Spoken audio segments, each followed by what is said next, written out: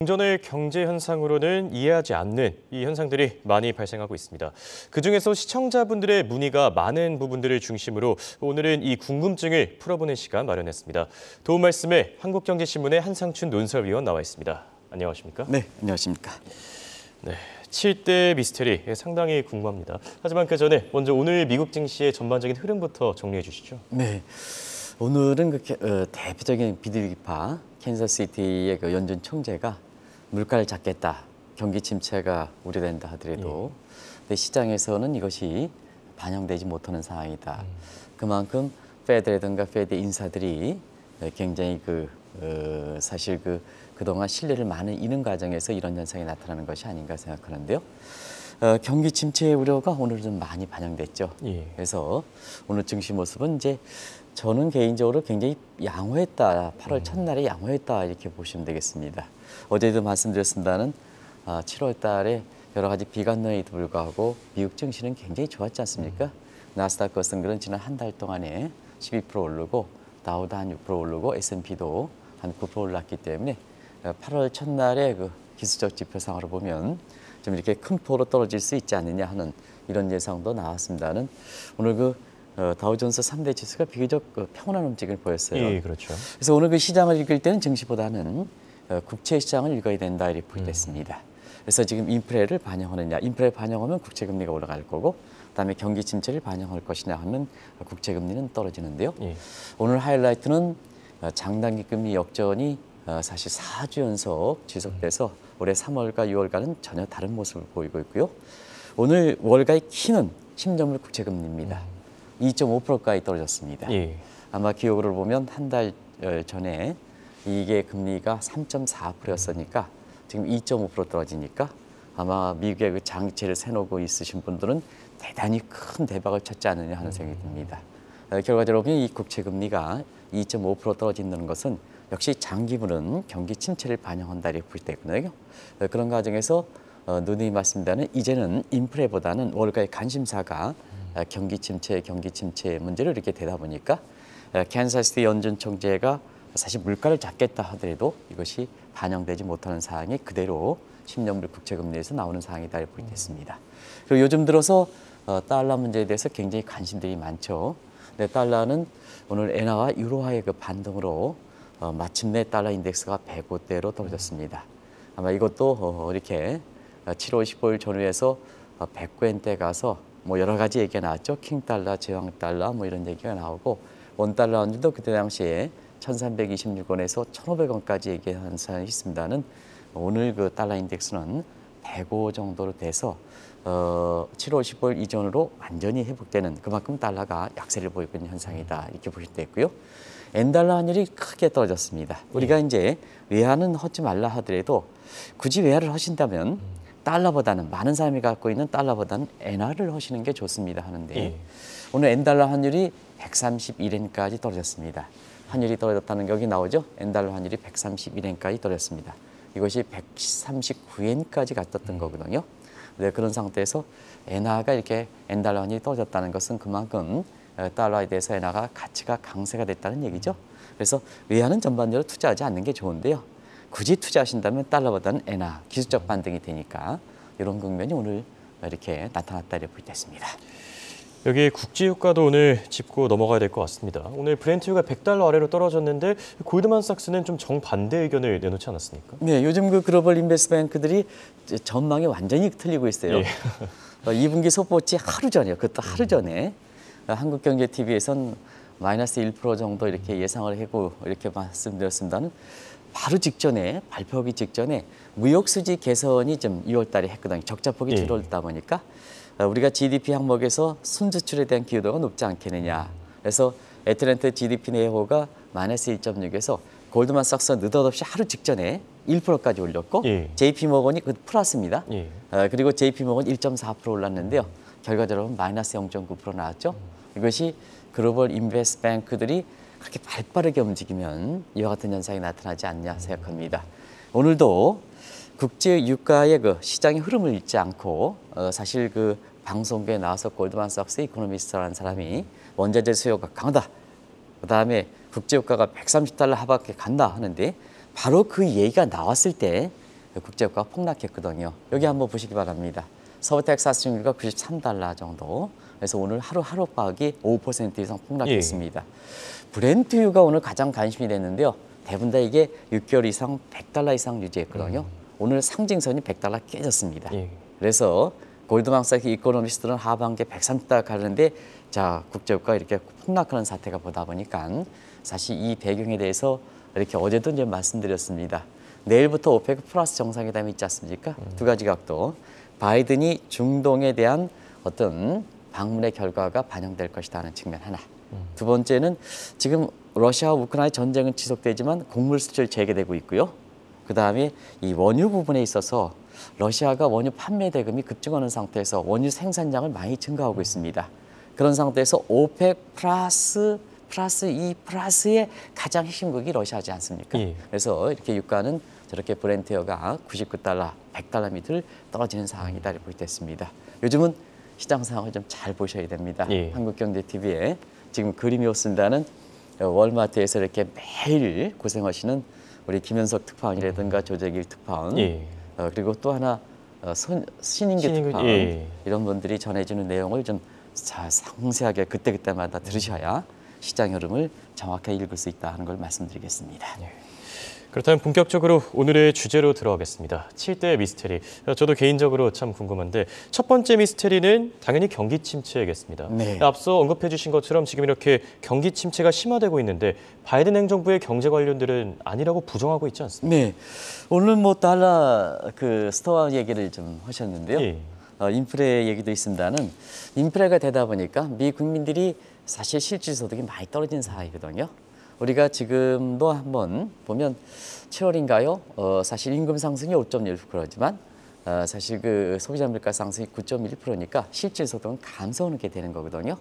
감소하니까 달러 스토어가 많이 되죠. 우리의 그 다이소 같은 이런 쪽이 많이 이용하는 게 지금 현상. 그만큼 미 국민들은 경기 침체를 체감하고 있다 이렇게 보겠습니다.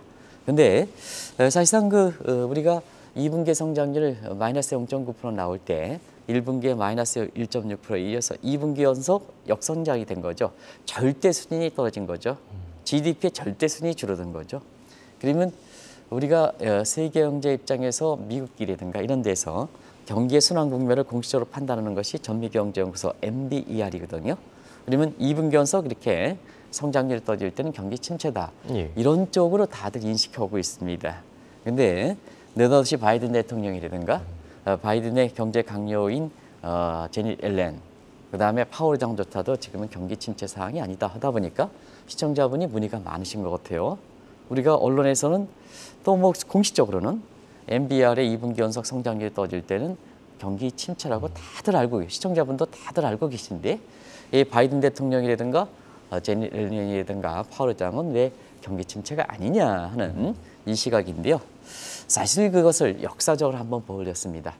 2분기 연속 이렇게 성장률이 떨어질 때 경기 침체가 왔느냐 하는 것은 2차 세계대전 직후 아마 제 기억으로는 1947년에 2분기와 3분기에 역성장이 된 데도 불구하고 이때는 실업률 통계가 사실 그때는 나타나지 않았습니다. 그래서 이때 통계가 부족한 문제로 있었는데 이때만 제외하고는 대부분 다 뭐냐 그 위에 2분기 연속 경기가 성장률 역성장 될 때는 경기가 침체를 따랐다. 그래서 바이든과 제닛 옐런과 그다음에 파월 의장의 경기 침체가 아니다 하는 시각이 지금 시장에서 먹히지 않는다. 대표적인 비둘기파의 상태는 캔자스시티의 연준이 인플레를 작게 하면 사실 주가가 폭락하거나 그다음에 국채금리가 올라가거나 이런 쪽으로 해야 되는데 이와 마찬가지로 사실 그 시장에서는 신뢰가 떨어지는 상태에서 당신네들 개변 아니냐. 그동안 경제 상식적인 측면에서는 경기 침체인데 왜 특이하게 지난번에 이렇게 CPI 통계에 이어서 이번에도 또 그러느냐 하는 측면에서 우리가 궁색한 변명으로 들린다 이렇게 보겠습니다. 그래서 지금 상태에서 우리가 이제 말씀드렸습니다. 제3자 차원에서 IMF의 경제 전망으로 보면 미국 경제는 이번에도 경기 침체가 빠질 가능성이 높다. 그것이 시장에 반영해서 국채금리가 오늘 10년물이 많이 떨어지고 국제유가가 저렇게 93달러로 떨어지고 이런 현상이 발생하는 것이 아닌가 이렇게 보고 있습니다. 그렇다면 이 경기 침체가 아니라는 것의 배경에는 아무래도 고용시장이 있을 것 같습니다. 네. 경기 침체 논란에도 불구하고 고용시장은 왜 계속 탄탄한 겁니까? 네, 바이든 대통령이라든가 제닛 앨런이라든가 파월 의장도 자, 성장률이 2분기 전석 떨어진다. 근데 고용시장은 탄탄하지 않느냐. 예. 이 문제를 들고 있거든요. 그래서 시청자분도 이 문제가 자, 이론상으로 보면 경기가 침체되면 실업률이 올라가야 됩니다. 근데 실업률이 지금 안 올라가고 3.6% 정도로 이렇게 유지하고 있죠. 이번에도 아마 8월 그 실업률이 이제 이번 주에 이제 발표될 거로 이렇게 보이는데요. 한 3.6% 정도 유지할 거로 이렇게 보입니다. 그러면 시청자분께서 3.6%는 어떤 수준이냐 하면 페드가 추정하는 완전 고용 수준. 그 실업률을 이렇게 보면 페드에 추정하는 완전 고용 추진은 어떠냐면 자연 실업률 개념입니다. 요거 좀 잠시 좀 말씀드릴게요. 예. 노동시장에 진입하는 사람과 노동시장에 빠지는 사람과 유입자 유출자가 같은 수준일 때 실업률 수준을 얘기한다 이렇게 보이겠습니다. 이게 다른 실업률 개념인데요. 이게 페드가 3.5%로 이렇게 보거든요. 지금 실업률은 뭐냐? 3.6%니까 완전 고용 수준이죠. 당연히 바이든 대통령 그다음에 제넷 앨런이라든가 이런 중에선 성장률 빠지더라도 고용시장 괜찮냐 아니냐, 경기 침체 아니다 이런 쪽에 얘기를 할 수밖에 없다 이렇게 보겠습니다. 그래서 시청자분의 궁금증을 이렇게 풀어드리기 위해서는 왜 경기가 침체되는데 실업률은 올라가지 않고 저렇게 될까? 그러면 고용시장이 그만큼 변화가 됐기 때문에 그렇다 이렇게 보겠습니다.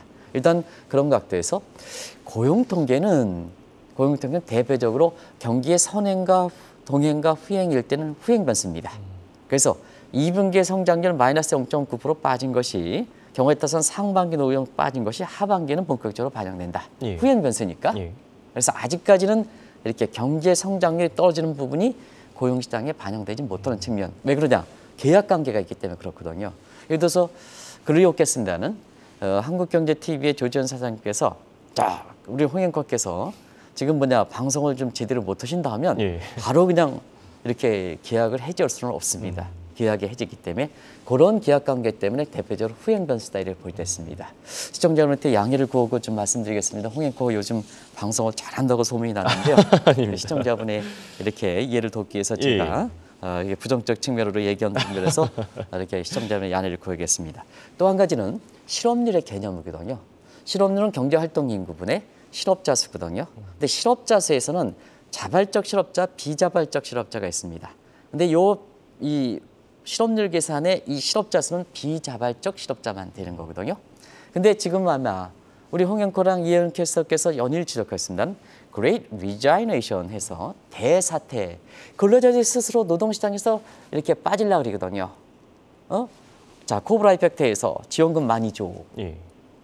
그리고 지금 상태에선 경제와 민주주의 체제 간의 서로 이렇게 불균형 상태 때문에 자, 바이든 대통령 밑에 사람들 다 옹호해줘. 먹고 사는데 왜 노동시장에 참여할까 하는 측면에서는 안 참여한다는 얘기입니다.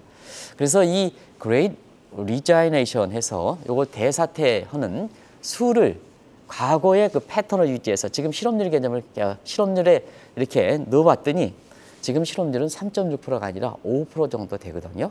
지난번에 서머스 교수가 얘기하는 것처럼 아주 그런 각도가 된다고 볼 때 있습니다.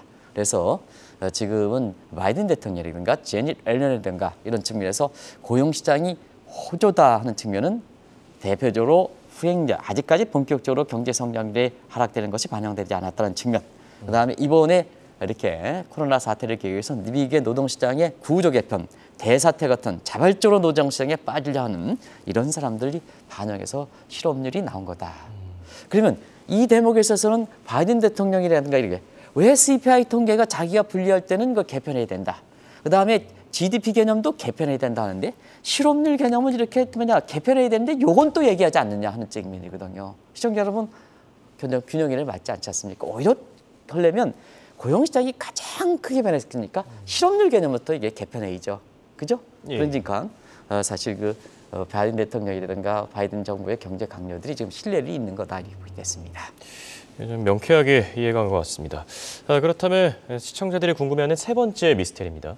지금 전쟁을 일으킨 건 러시아인데 why 러시아? 왜 러시아가 더 잘 나가는 거냐? 네. 이 부분에 대해서는 어떻게 대답해 주시겠습니까? Why 러시아라는 얘기가 홍앵커가 지금 말씀하신 게 귀에 때리는데요. 예. 사실은 우리가 전쟁이 이번 러시아 전쟁, 우크라이나 전쟁은 오히려 미국과 러시아 간에 경제 제재 대리전이다 이렇게 이제 표시를 하지 않습니까? 예. 뭐 우크라이나와 러시아가는 지적적 요청 때문에 과거서부터 계속해서 전쟁이 발생하는 문제고 과거에 전쟁 대비해서 보면 러시아와 미국 간의 경제 제재, 정치 군사적 문제가 아니라 경제 제재 조치를 해서 경제에서는 3차 전쟁이다 이렇게 보시면 되겠는데요. 자, 지금 결과에서 보면 바이든이 왜 불리할까? 경제 제재 조치를 제대로 못했다는 얘기입니다. 그래서 오히려 경제 제재 조치에서 러시아가 이렇게 우크라이나 전쟁이 장기화면 될수록 미국 경제에 크게 충격을 받는 거죠. 물론 저 성장률 개념에서는 IMF의 성장률 개념에 있어서는 전부 이렇게 미국이 러시아 전쟁에 따른 피해다 이렇게 볼 수는 없지만 세계 주도국이기 때문에 아무래도 러시아의 전쟁 문제에 대해서 외교적 실표가 굉장히 미국 경제 성장률을 떨어뜨리는데 큰 요인이거든요. 그래서 IMF 전망 보면 4월 전망에 3.7%, 이번에는 2분기에 러시아 우크라이나 전쟁의 가장 하이라이트가 됐던 분을 반영한 이런 그 7월 전망에서 올해 성장률이 2.3%, 1.4%포인트 떨어졌죠. 내년에는 1%까지 떨어지고 있죠. 예. 그래서 미국의 성장률 부담이 굉장히 크고 있다 이렇게 보시되는데요. 반면에 러시아 같은 경우에는 당초에는 러시아 경제 성장률이 마이너스 한 6%까지 보는 시각이 있었고 IMF의 4월 전망에 있어서는 마이너스 8.5%까지 봤는데요. 이번에 이렇게 탁 보니까 러시아가 금융시장도 안정되고 원유 판매 대금으로 해서 이렇게 해서 러시아 경제가 이렇게 좋다 보니까 성장률을 2.5%포인트 플러스 상향 조정. 그래서 세계에서 유일하게 상향 조정한 모습이 되거든요. 그래서 이 문제는 경제 제재를 할 때에는 항상 뭐냐. 지금처럼 하이 커넥션 소사이티, 초연결 사회에서는 당상국만 하면 안 된다. 세컨드리 보이콧도 같이 해야 된다. 세컨드리 보이콧을 안 해놓다 보니까 사실 중국이라든가 인도 같은 경우에는 러시아의 저유가 대금을 사서 그대로 러시아에 유럽에 팔아버리는. 예. 그래서 지금 국제유가가 110달러 할 때 80달러로 러시아와 인도에 공급해서 러시아와 인도는 그대로 안아가지고 바로 뭐냐 유럽으로 남기는. 그래서 뭐 러시아 같은 경우는 저유가 전략에서 푸틴이 뭐냐 재정 사정이 튼튼하는 과정에서 이렇게 경우에 따라서는 이번에 지금 뭐냐 Why 러시아라는 표현이 나올 만큼 러시아 경제가 좋은 거다 이렇게 보이겠습니다. 예.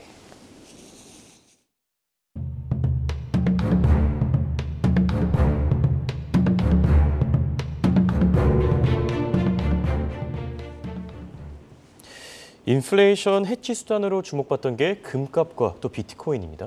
그런데 오히려 지금 인플레이션 논란에도 불구하고 떨어지고 있지 않습니까? 네, 사실은 이 대목이 시청자분의 궁금한 점이 컸었고 예. 그동안 이 금 얘기할 때도 계속해서 말씀드렸던 내용이요. 일단 가격을 한번 보겠습니다. 올해 아마 가장 금에 대해서 인플레에 대해서 해지가 아주 정점이 있을 때가 지난 3월 25일 날 마지막으로 페드가 뭐냐 인플레에 대해서 일시적 입장을 버티다가 사실 인플레에 대해서 입장을 바뀌어가지고 금리를 올린 게 3월 회의지 않습니까? 이때가 인플레가 아주 우려가 정점이 될 때가 아닌가 생각합니다.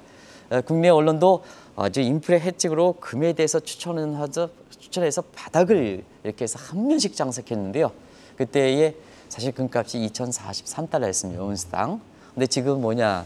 지금 1,785. 지금 조금 오르긴 했습니다. 달러 가치 갔을 때문에 조금 오르긴 했습니다. 1,785달러거든요. 이게 한때는 1,700달러 무너졌지 않습니까? 예. 비트코인 한번 보겠습니다. 디지털 금이라 해서 작년 그 11월 달에 67,800달러. 지금은 21,000달러대 이렇게 해서 거의 한 70%가 폭락한 상황입니다. 그럼 왜 그럴까? 많은 사람이 인플레 해지로 금, 그다음에 디지털 금이라 하는 비트코인을 많이 추천했는데 왜 이렇게 많이 떨어졌을까 하는 측면은 금은요. 이렇게 그 공급 구조가 굉장히 왜곡되어 있습니다. 남아프리카라든가 뭔가 아주 일부 국가 왜곡되어 있습니다. 그리고 러시아의 금 수출이라든가 금수 조치 때문에 더 왜곡되는 현상이 발생하고 있거든요. 그러다 보니까 가격 변동의 플럭츄에이션이 굉장히 심하다 보니까 아무리 인플레라 하더라도 가격 변동에 저렇게 플럭츄에이션인데 걷다 해칭하는 사람들이 없는 거죠. 더더구나 골드뱅킹에서는 제가 이렇게 유럽식 골드뱅킹은 골드바보다는 이렇게 미국식 골드뱅킹에 해당되는 금융상품 투자하는 게 더 좋습니다. 이렇게 하는데 골드바에 투자하시는 분이 많지 않습니까? 실물 투자니까. 근데 이렇게 떨어지는 사태가 발생했다 이렇게 되고요. 비트코인이 왜 이렇게 떨어지냐 하면 가상화폐 밸류가 있어야죠. 왜 실물 자산, 부동산 같은 인플레 해칭 자산으로 나오냐면 밸류 때문에 실질 자산 같이 유치가 되는데요. 시청자 여러분, 비트코인 가상화폐가 뭐 도지코인 그 뭐 그림 하나 20분에 개 그림 그려가지고 쭉 보면 사실 그 가격이 붙는데가 무슨 인프레 해칭 어제가 있습니까? 밸류가 없어서 그렇다 이렇게 보겠습니다. 그런 과정에서 이 각도에서 자 한번 보면 극단적인 조치, 인프레에 시달렸던 엘살베도르가 비트코인을 법정 화폐로 했었죠. 디지털 금이라 해서. 예. 근데 지금 자 엘살베도르 국가 부도 상태에 처하고 있습니다. 어젠가 캐스터 분께서 엘살베도르 부도 얘기를 했죠. 예. 그리고 금을 법정 화폐로 짐바브웨가 살인적인 통화이기 때문에 살인적 밀가이기 때문에 짐을 법정 화폐로 했거든요. 과연 금을 법정 화폐로는 짐바브웨가 인프레를 잡겠느냐? 시청자 여러분 한번 보겠습니다. 엘살베도르 마찬가지로 다시 잡지 못하지 않겠느냐. 결과적으로 부동 상태에 처하지 않겠느냐 이렇게 보고 있습니다. 다음은 환율입니다. 예전 같았으면 환율 전쟁이 이제 자국 통화를 평가 절하하는 걸 의미할 텐데 요즘에는 평가 절상을 하면서 신환율 전쟁이 떠오르고 있지 않습니까? 네, 환율 전쟁은 일반적으로 보면 일반적인 노멀적인 인식으로 보면 수출 증대를 위해서 자국 통화 평가 절하 이렇게 되죠. 예. 근데 이제 최근에 보면은 오히려 평가 절상을 하다 보니까 시청자분께서 환율 전쟁하면 평가 절하인데 지금은 평가 절상 경쟁이니까 여기도 좀 궁금증을 갖고 있는 것 같아요. 예. 근데 이제 이 문제는 사실은 그 수출 증대를 위해서는 이제 평가 절하를 해야죠. 그리고 인프레가 불거지니까 지금 인프레가 공급 측의 수입물까지 않습니까? 수입물까지니까 사실은 자국 통화를 평가 절하해야 수입물가 안정, 자국 통화 안정, 세대 현안이 인프레 안정, 인프레 해결 이렇게 되는 거죠. 예. 그래서 종전과 다른 이런 환율 전쟁을 하고 이 문제는 계속해서 말씀드렸기 때문에 그렇습니다. 그러면 이제 사실은 그 종전처럼 환율 전쟁이 평가 절하할 때는 이제 경쟁력을 다른 국가에 이렇게 전가하니까 세계 입장에선 여러 가지 통상 마찰을 벌이거든요. 근데 이제 인프레를 잡기 위해서 평가 절하 경쟁을 할 때는 자 세계 경제가 모든 국가들이 평가 절하 있을 수가 없는 거죠. 그러면 경기 침체 문제로 되는 거죠. 그래서 월가에서 보면 환율과 함께 경기 침체 문제가 이렇게 돼서 오늘 단자인데스가 105 정도로 다시 제자리를 갖지 않느냐. 제자를 너나 이제 경기 침체니까 절상을 인프레 잡기 위해서 지금 페드 입장에서 인프레 잡기 위해서 덜 강세를 하니까 지금 뭐냐 경기 미국 경제가 침체가 더 되지 않습니까? 그러면 시장에서는 뭐냐 교율 기능으로 지금 100원대로 정상을 찾는 거다 이렇게 보시면 되겠습니다. 그래서 달러 투자를 하지 마십다 하는 얘기를 하고 제왕 탈락, 킹 탈락은 되지 않습니다 하는 얘기를 했던 거죠. 이 문제는 그렇습니다. 환율이라는 것은 항상 이쪽에서 이렇게 되면 다른 쪽은 피해를 받기 때문에 그렇다 이렇게 보시면 되겠습니다. 그렇다면 바로 이어서 엔화 상황도 한번 짚어보겠습니다. 엔화 가치가 최근 일본이 금리를 안 올리고 있음에도 불구하고 강세를 나타내고 있지 않습니까? 네, 엔화 투자하시는 분님 많은 것 같아요. 그런데 사실은 일본이 세계에서 보면 지금 상태에서 금리를 올리지 않은 거의 주요 국가 중 유일한 국가 아니겠습니까? 어제도 이제 말씀드렸습니다는. 그래서 지금 마이너스 금리를 유지하는 국가가 저 세 국가인데요. 여기서 스위스와 덴마크도 0.5%포인트 올린 후에 저수준이거든요. 그래서 유일하게 올리지 않고 마이너스 금리가 유지한 게 일본이다 이렇게 보이됐습니다. 그러면 시청자 여러분께서 이 금리를 올리지 않았으면 자국 통화는 약세가 되는 게 아니냐, 엔화 약세가 되는 게 아니냐 하는데 지금 엔달러 환율이 139에서 131엔 쪽으로 우리가 이 방송을 통해서 달러 투자에 대해서 관심이 있을 때 오히려 외화는 전체적으로 하지 않는데 굳이 하신다면 달러보다는 엔화 하는 게 낫습니다. 기술적 반등이 되기 때문에 바로 이런 대목이거든요. 왜 그럴까 하는 측면은 일본은 뭐냐 경기가 어려울수록 과거보다는 좀 악화되긴 했습니다는 사실 라스트 리조트 기능, 안전통화, 안전자산의 개념이 일본의 중앙은행보다는 일본의 국민들이 있습니다. 엔화 표시 국채 97%를 일본 국민들이 갖고 있기 때문에 일본 국민들이 저축률이 떨어지지 않으면 이렇게 경기가 침체될 때 엔화가 강세 조짐이 난다 이렇게 보겠습니다. 그래서 금리가 오르지 않은데도 불구하고 엔화 강세가 나고 실제로 달러 투자에 대해서 많은 사람이 킹달러일 때 달러 쪽에 거론될 때 이 방송을 통해서 오히려 기술적 반등이 예상되기 때문에 굳이 투자하신다면 엔화를 강조했던 거다 이렇게 보겠습니다. 자, 시청자가 궁금해하는 마지막 미스테리입니다. 네. 최근 한미 금리가 역전됐음에도 불구하고 외국인 자금 왜 이탈하지 않는 겁니까? 네, 사실 금통위원도 좀 이 문제를 이제는 좀 인식을 하셔야 될 것 같습니다. 우리가 한미 간 금리 역전을 하면 자연스럽게 금리 이탈된다. 그러니까 우리 금리 더 올려야 된다 하는 시각이죠. 이건 좀 이번 계기에서 좀 시정해야 되지 않겠느냐. 자, 7월 FOMC 회의 이후에 미국의 금리가 상당 기로 2.5%, 한국이 2.2%입니다. 역전됐죠? 근데 미국 자본 어떻습니까? 이탈되는 것보다는 자, FOMC 회의가 며칠 지났습니까? 거래일 기준으로 3일뿐이 안 지나갔는데요. 예. 6천억 이상 매입하고 있습니다. 들어오고 있습니다. 그러면 이제 작년에 8월 달에 금리를 올릴 때, 우리 금리를 올릴 때 그때는 한국 금리가 금리를 올리려도 높았거든요. 미국보다. 미국은 제로금리니까 높았거든요. 우리가 3월 달에 올렸지 않습니까? 이때는 외국 자본이 이탈됐습니다. 그래서 우리가 한미 간 금리가 역전되면 도식적으로 외국 자본 이탈, 이건 좀 해야 된다. 그래서 우리가 누누이 말씀드렸던 우리 경제의 펀더멘탈, 성장률이 우리가 떨어지고 그러면 외국 자본 이탈, 성장률이 우리가 올라가면 외국 자본 유입 이렇게 되는데요. 지금 상태에서는 2분기 성장률 우리가 지금 내 기억으로는 우리 성장률이 0.6%로 나온가요? 그러면 미국처럼 에스토리크 4승 때려버리면 정기비 연율 2.4% 정도 되거든요. 미국이 어떻게 나왔습니까? 0.9% 나왔죠. 그러니까 외국 자본이 한미 간 역전돼도 불구하고 들어온 거다 이렇게 볼 수 있습니다. 그래서 신흥국은 외환 보유고와 경제 성장률이 중요하다. 한미 간 금리 역전됐다고 해서 자금 이탈되는 게 아니다. 지금 시장에서 그대로 보여주는 거다 이렇게 볼 수 있습니다. 네, 이렇게 오늘은 풀리지 않는 7개의 경제 미스터리에 대해 확인해봤습니다. 지금까지 도움 말씀에 한국경제신문의 한상춘 논설위원이었습니다. 감사합니다. 네, 고맙습니다.